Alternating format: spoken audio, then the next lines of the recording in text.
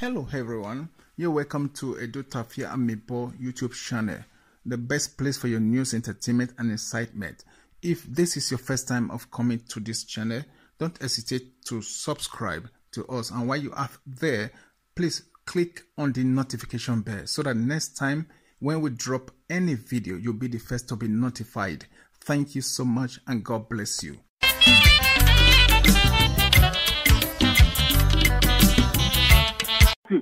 Okay, what will you maule? Eh? You can okay? You know, nothing, where any with your lack of piano, your lack of piano, no poor, near Munopo. Your lack of piano. Hello, we a lack of piano, Munopo, near Munopo, near Munopo.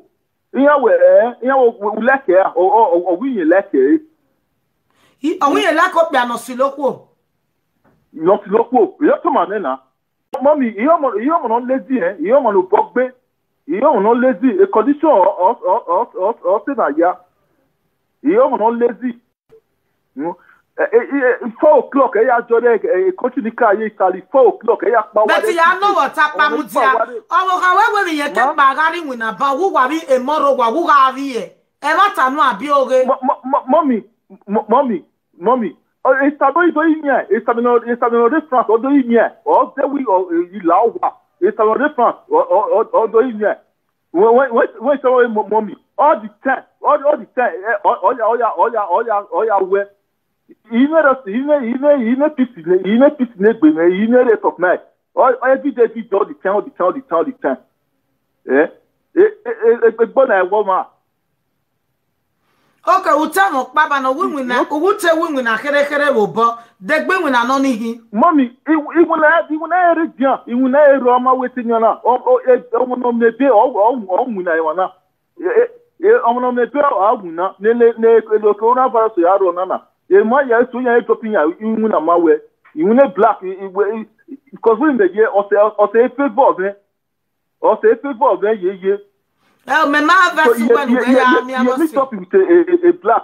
You will allow the just out why tomorrow kid, no problem in your chest. I don't know. You're seeing a beer. Even the worry way, Yami on the payment. Yeah, Imuna. So you don't know one, no, call that or the chance zero. Okay, what will you need a big benewa? Just so my people, now we're done. Now welcome back to Edotafia Amibo YouTube channel. How not day?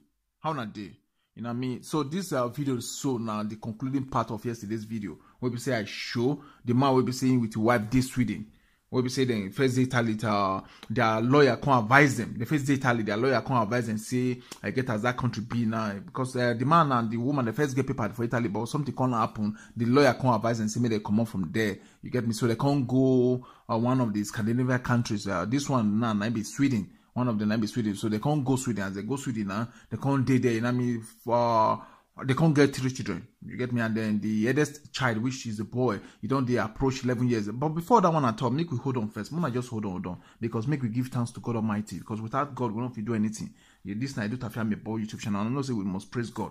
May God always guide and protect us. May they lead us not into temptation. May they lead us to good places and good direction and good destination. We'll be saying in case of anything, dear our road, anything negativity, may Baba God go dissolve and may go dissolve and may replace them with good, with positive vibes.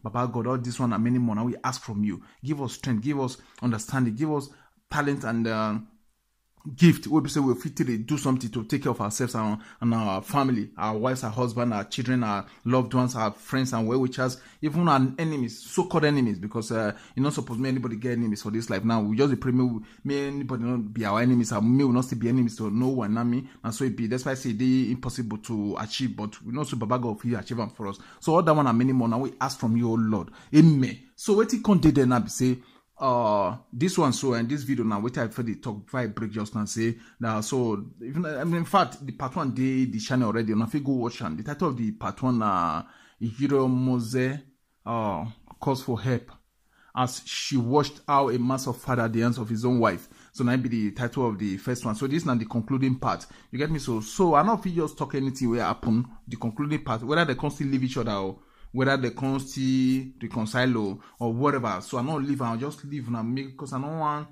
give any spoiler alert. So I'm sorry say maybe I want to put on some kind of suspense, you know what I mean? So that suspense go even make una quick, I don't give them out, you know what I mean? So whether they can't leave each other, or whether they can't reconcile, can't come to you, don't come feel settle them, or no come feel settle them. Maybe because yesterday was say the man, the husband, say, but I say wife don't get, she don't really get Oibo. And I know as European nations being or European men Oibo them, say even when the woman get 6 children, we they want, then they get interest or get interest. I mean, but however, the day we go see finish, they don't see look how many years we be on a take play or on a take day. You go just still finish and don't be born. So what did they say? Make we just go straight to the video right now. I mean, because I don't want even delay, I don't want to give spoiler alert. So I know say this night don't have me about YouTube channel first and foremost. That channel will be see they give all the all the news the way it been and so they tell the deliver them. We know they remove, we know they hard join them. You know what I mean? We know they look any. We just as it be, and we not they prejudice at all. We not they prejudge somebody. We not they say this person as so it be newcomer. Don't tell this one if fat is now woman and man, if fat is slim or it come from far place or it come from no. Everybody not just equal. We balance everybody. You know what I mean? So now that one just did it, my people. So make we just go straight to Yuri right now. She wants to deliberate on this issue about this couple. Now hear me so my people may God continue to bless you now. With my family, now hear me so, as soon as hear me so, once again, happy weekend, my people. Now do well, now bye bye. Oh my God, ne ba, mo get ne. Ọtọ wa le ọ̀rọ̀ are mo na. Okay, ọ̀rẹ́ na wọ́n pa call your phone now. Wa ya da me yo. Ko mama ure ne obokia. Hello, mommy Yore. Keveje wa to obokia. Ko. Sorry, I talk very. He said, "Ko J." Yes, mommy. When ya no da fun we ta lo ba na number 1. Well, who like up ya no siloko ni ya amoko. Mommy, ma wa o sa. Umata. Ima ma wa. Where me okwo no we we go we ki me gwan ya we. Get gwan brother go ka we gwan. Sister gwan. Mommy. We me ma no we o mo do. Oh, you know, some of the phone or your mugwa. I was surprised.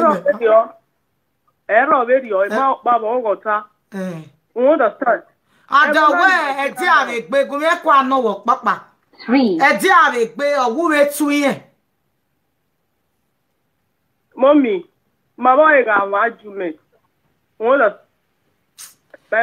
was she? Omar Lani now, Omar Lani. We be fear.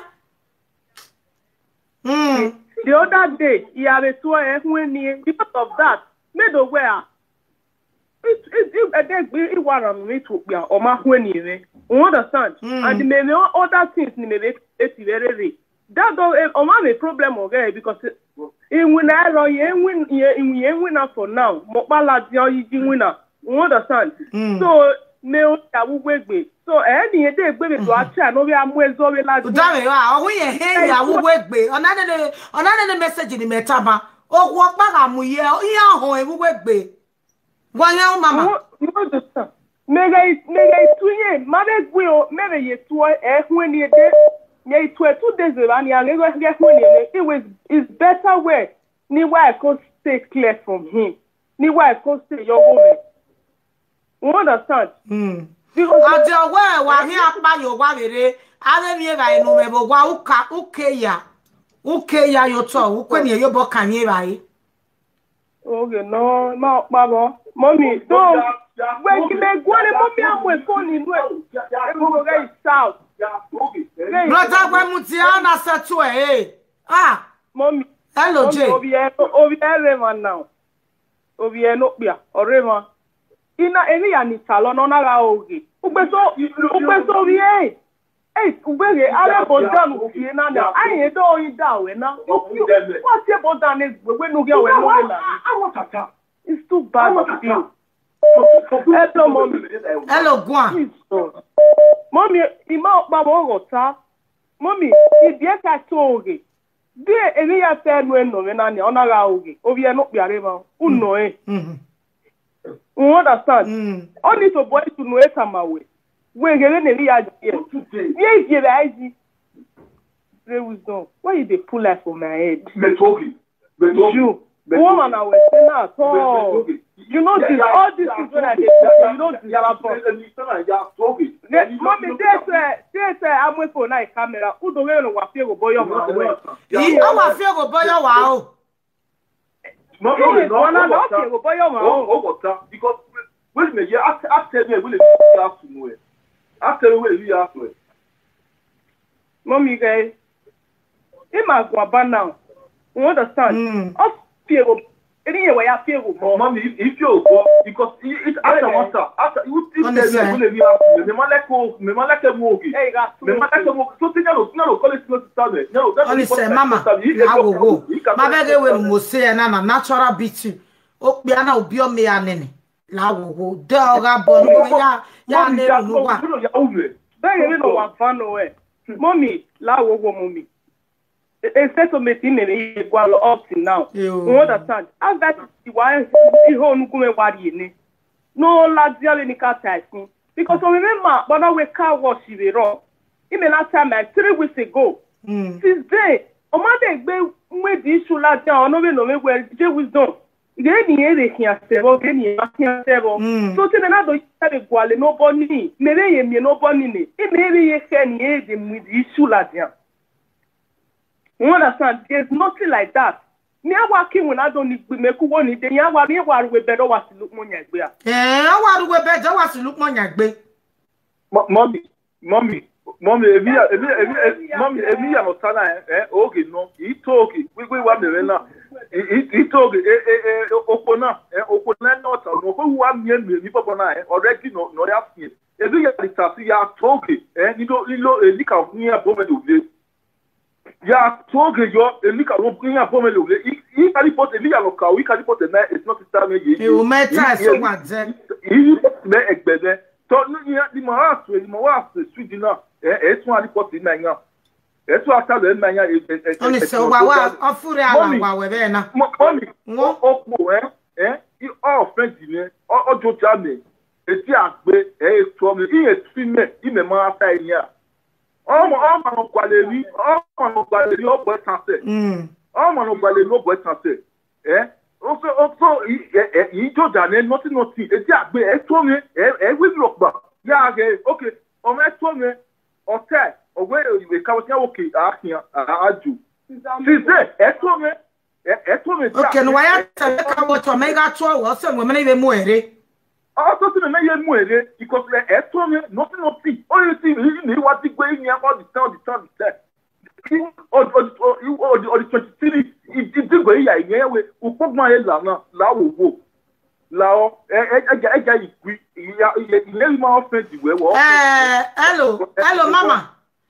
mama, my phone over can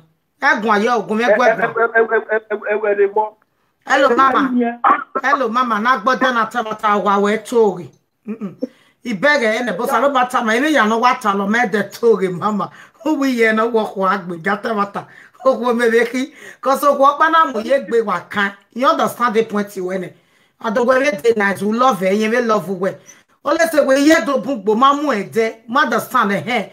So I had the problem in a waro. La wo je la. Ima onu here single mother. La wo go one of my courage you wear. One o ma de la wo go la. La wo we want understand. Make o ka le sunu da mene. O pa no ya me mo edu gbegbo kan me. Egbegbo kan me. So you understand the point you wear. Our we made the gbeze o. O ma we toge. La wo mo ere do ma love e o ge mo e ade webo. To love e why if fit take be. Wa se bo na we gbe mi gbo pe ya na ma be ya lo do we live video. Why you le bo e bo le we so ta. So bi ana wa iva agba mo me obi ene.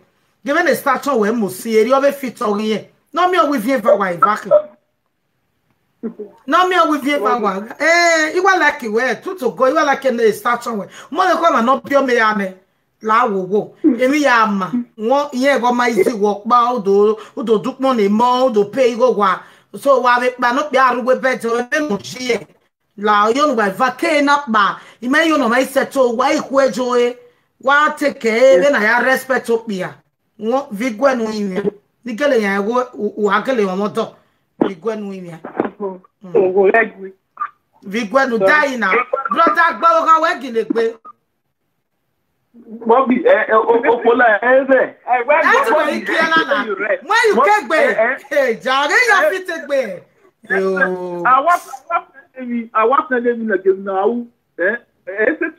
Two days of it. Oh, I'm sorry. Eri ko ya je brother me ka bi adu ogwo bana pe bi eri malunga no ripia o me no ji egbe kun yere iji o isi a ni pe ya na ti moto no bo kin ya we ma ti keke na o kan ma gbe o ka we sunu de go me so iwa be gugwa be na do ekene ne keje won do boda iwa kisi ke na pe ezo gbe gbe lawa epo ezo gbe gbe brother wa ge wa igbi won o wa iva agba kokomo o wa amu eje wa amu yeye esuri lawa epo egwe nu aya mi mu na ebe we ga lati awupo na egwe nu aya mi mu na nuko ko kan we nuko kiri we nuka pe iko wa ere we be ni Jesu Kristi no me mafa Amen.